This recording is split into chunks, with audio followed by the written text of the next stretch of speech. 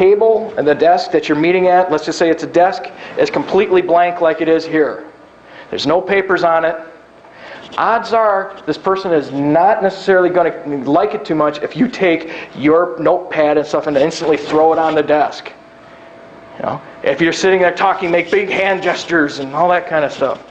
Watch that. Now, I talk with my hands a lot. Go figure. Really? This is going to be the fun watching this part on YouTube.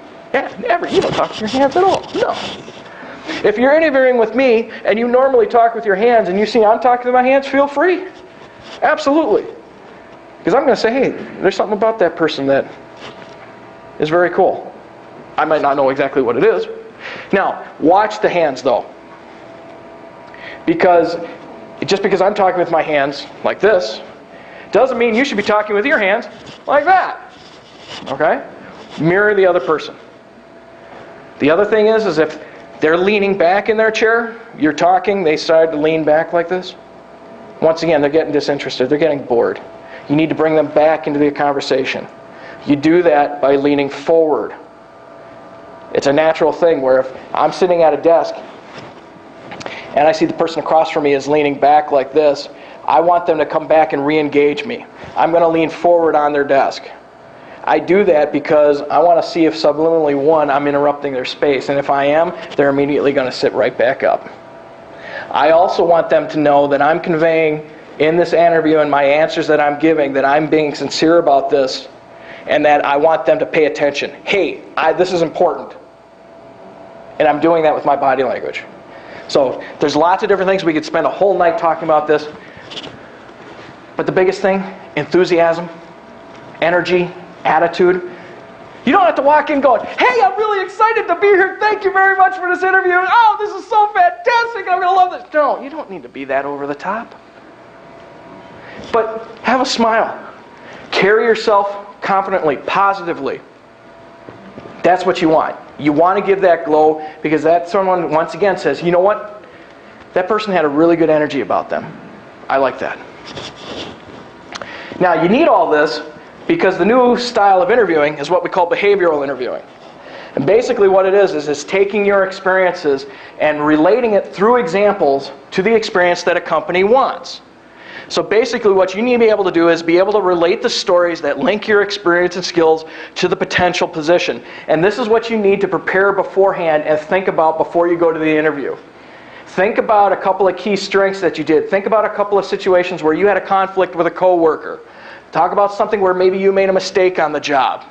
These are things that hiring managers are going to want to know because it's all about the skills. And they bring these skills out by asking the questions. Tell us about a time in the past year when you had to deal with a difficult team member. Describe what you did and what you learned from it. Well, you know what? At my last job, I had a position where the coworker was constantly berating other coworkers. Management was doing nothing about it. So I acted on my own because it was detrimental to the team. I took that person out to lunch, away from the office. We had a good conversation about it. I asked what they were doing, how they perceived themselves, why they were doing what they did. They didn't necessarily think that they were being berating, but they were really dragging the office down. But I did it outside and in a professional way. The person thanked me for it. Give us an example of a time when you use your customer philosophy to deal with a perplexing problem.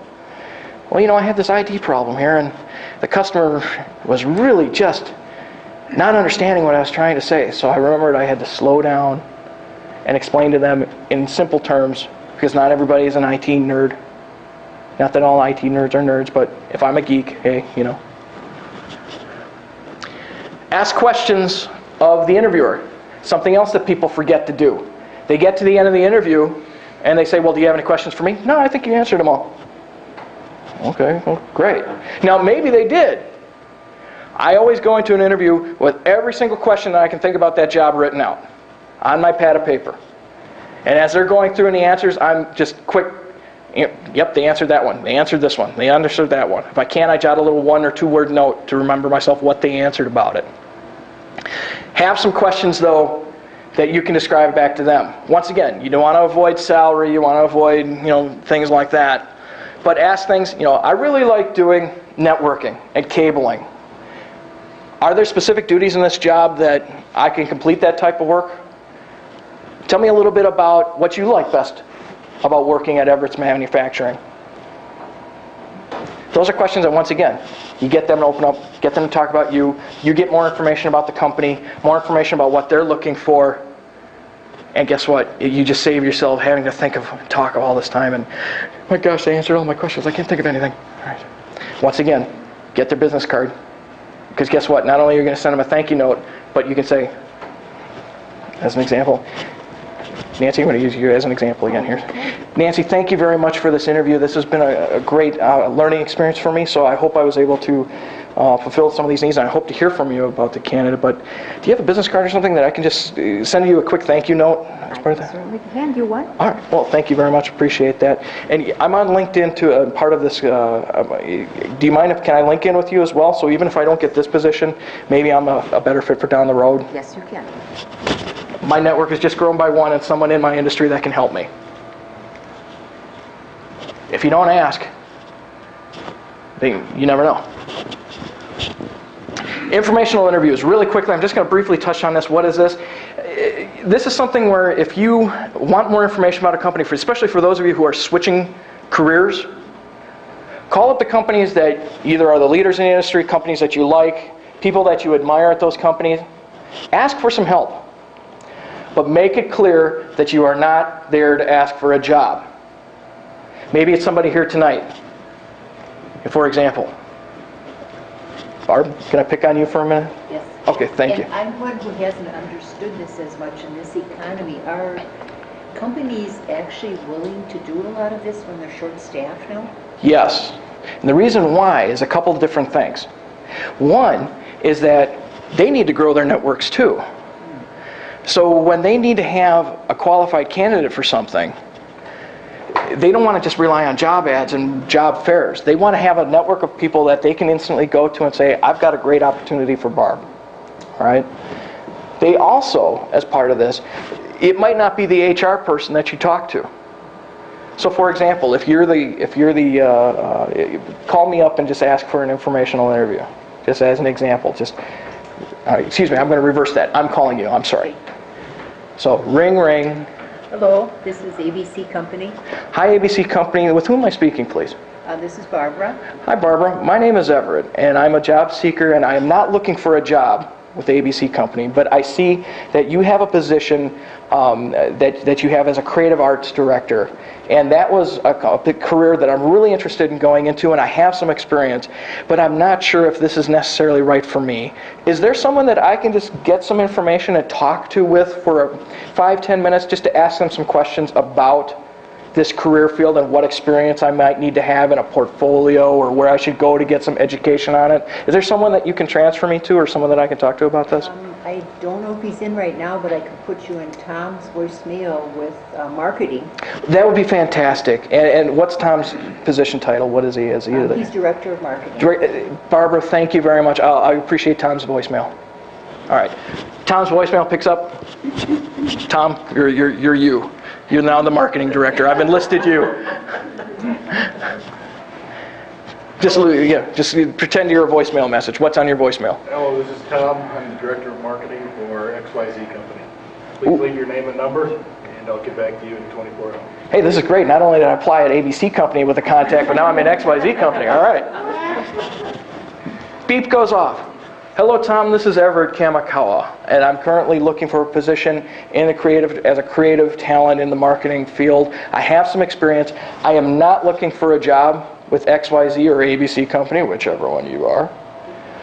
But I am looking for some information because it's a field that I'm going into. I have some experience, but I really want to know what I should put in my portfolio. What kind of job experience should I have? Where should I get some education on it? Would you mind just helping me? Is there a time when I can call you back and we can talk about this?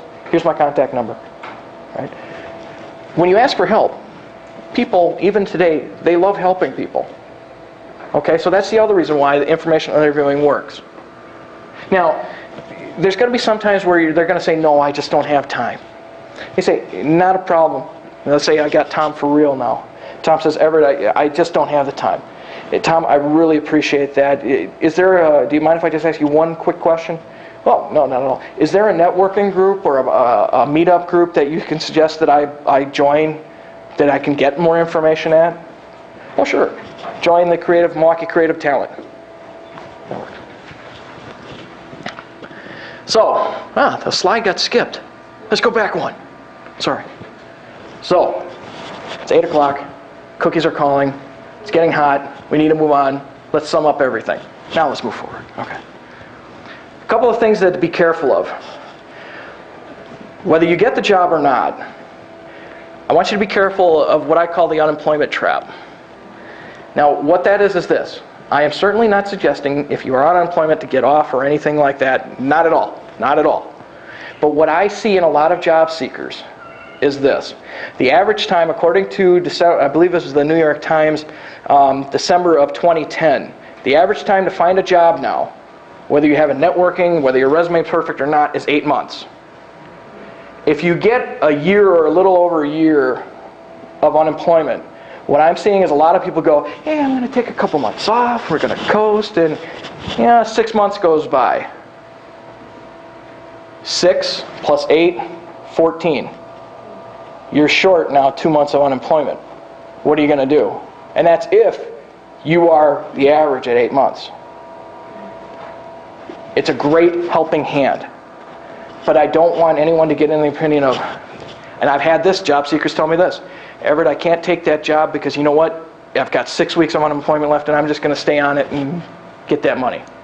Everett, I don't want this particular job because, it's only a year contract and that's going to screw up my unemployment. Everett, I don't want this job because, I'm going to make more in unemployment than I am in this, and that difference might only been a couple $100. All right? Now, there are some different things, but the average of the people that I deal with, their average unemployment is $1,400 a month. You times that by 12, that's $16,800. Plus, yes, you do get time where you don't have to work. But really don't forget, your job is to find a job. You need to have a plan. You need to work that plan. So, yes, you get some time. Versus when I was looking for that job over a year, I made $33,000. I worked 5 part-time jobs. I did not take unemployment. I worked 2 jobs in radio, which was my first career. I had a photography job, a sales job, and because I'm a huge Brewer fan, and this is back in 2001, 2002, remember the Brewers weren't exactly the greatest playing team under the sun. I figured if I'm going to watch these guys every night, I'm going to get paid for it. So I got a job selling tickets down at the stadium. Just a fun job, all right? But not only did I make more than I would have made under unemployment, I got contacts. I was able to get more experience because I was working sales jobs, I was working radio jobs, and by the time that year came, I had 2 choices because of the contacts I made. Now, I just want you to keep that in mind because at some point in time, that unemployment's going to run out, and you're going to need to make that risk. Now, there are people, I don't know if you're here tonight, once again, please take advantage of it. It's there to help. But please be careful of that trap. Don't wait until suddenly, and I have this too. Everett, my unemployment runs out in 2 weeks. I need to find a job now. What have you been doing? Nothing. Well, what about all those jobs that I've been emailing you, calling you for?